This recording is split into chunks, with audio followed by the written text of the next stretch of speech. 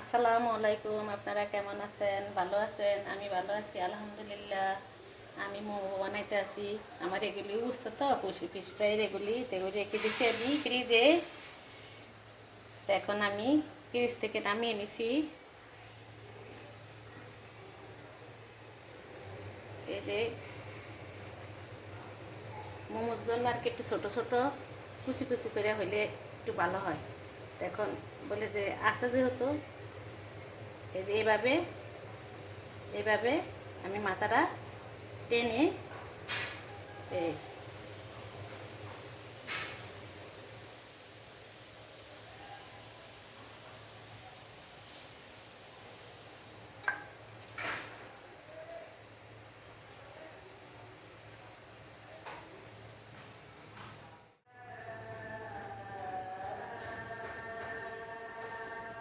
এটা হইল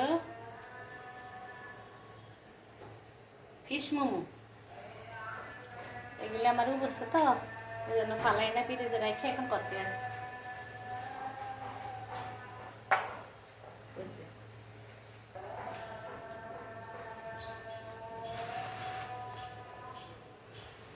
নিচে প্লেটে একটু তেল দিয়ে নেবেন।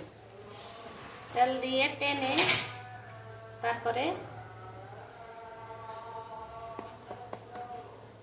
বানিয়ে নেবেন।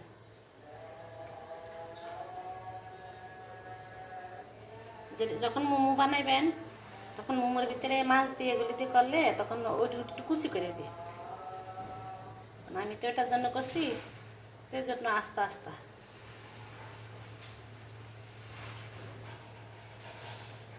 মোমো আরও কয়েক রকমের বানানো যায়। এখন রান্নাঘরও গরম লাগে আর বাচ্চারা গোসল করা বাজান দিয়ে দিছে।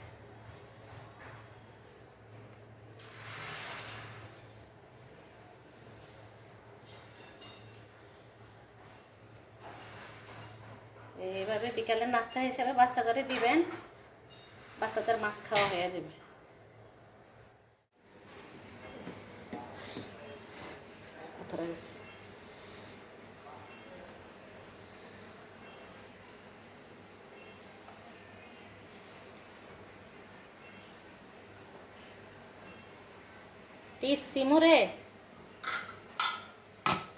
টি সিমুরে আপনারা 100 টাকা দিয়ে 6 পিস দেয়।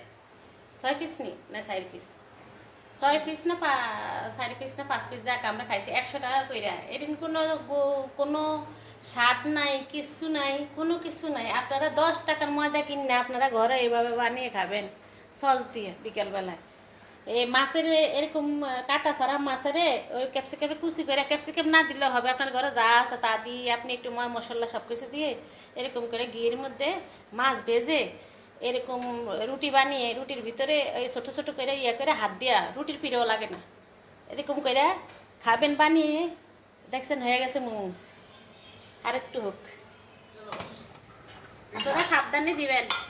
এটা তো ওই যে রেডিমেড পাতি। এই যে বানাইতে না পারলো, বানাইতে এমন কোনো মানুষ চেষ্টা করলে কি না পারে। এই দেখেন, এই যে আপনাদেরকে আমি খেয়ে দেখাই। বিসমিল্লাহ। খুব টেস্টি, অনেক অনেক মজা হয়েছে। আপনারা এই যে ফিশ ফ্রাই, এই যে ভেজিটেবলটা করছি আমি, এরকম করে আপনারা ঘরে মোমো বানিয়ে খাবেন।